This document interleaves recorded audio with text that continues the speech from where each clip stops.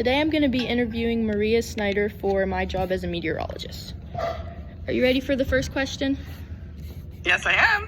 Okay. The first question is, how do you use physics in your job? Well, you use physics quite a lot when you're in school and developing skills for the job. I mean, there's a lot of in a university. All your classes are like very heavy with math and science and physics.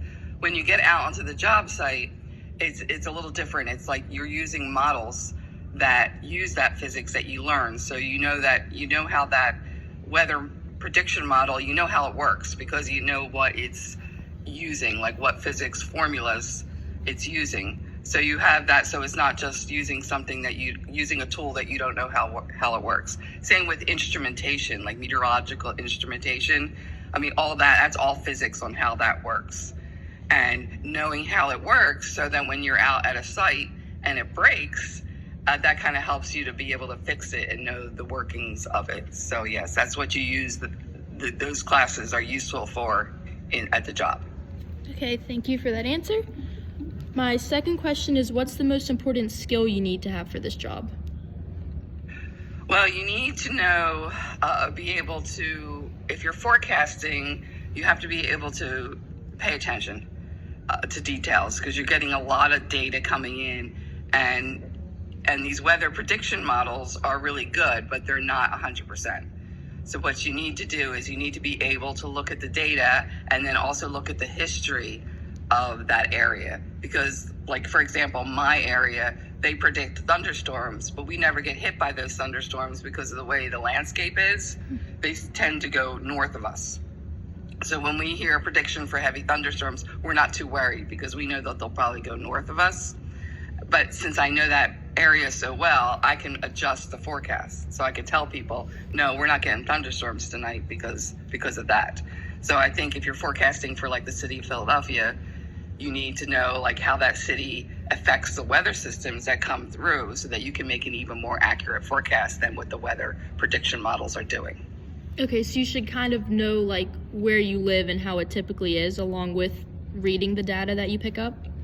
Right. You should pay attention. You know, not only that you forecast it, but you follow up on did it actually happen as you forecast it so that you can learn. So one of the skills is, yes, being observant and learning from your forecasts to make them better. Okay. And then the last question today is, what's a typical workday look like? Well, a typical work day for a forecasting meteorologist is basically to look at all the data and you have different weather prediction models. There's not just one. There's like 4 or 5 different ones. And so you're getting a lot of data. You're getting satellite data. You're getting radar data. You're getting Doppler data. You're getting observations from all the different meteorological stations that are all over the world. And, satellite, I think it did say satellite data. So then what you have to do is then take all this data and make a forecast. And look at it and say, okay, we're going to have sunny weather today because of all what I'm seeing here. And then depending on if you're a forecasting meteorologist, like if you work at a TV station and you're on the news, then you have to, of course, prep your stuff for the news and get all that ready and get your graphics ready because those graphics are put on a computer system and they don't really go behind you. It's just a green screen behind you. So the computer puts those graphics there. So you have to... It's kind of interesting because you're standing in front of just a blank screen, and you have to look off camera to see how you're oriented. So if you're like pointing to, Nevada, that Nevada's actually there. So that's for like an on-camera meteorologist. But there's other kinds of meteorologists. There's also environmental meteorologists, which I did work as an environmental meteorologist for 10 years, doing air pollution surveys. So if you want to build a power plant, and you're going to be burning coal and you're going to be sending that burnt smoke out a chimney, you want to make sure that the people living a mile down the road are not going to be breathing in all these toxic chemicals.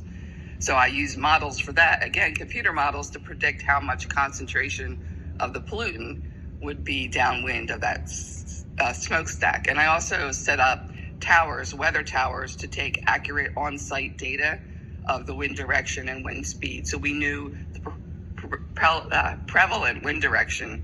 So we knew like who would be in the line of fire from that from that stack, because the state won't give that power plant a permit to burn coal unless they prove that they're not going to be giving, their neighbors cancer.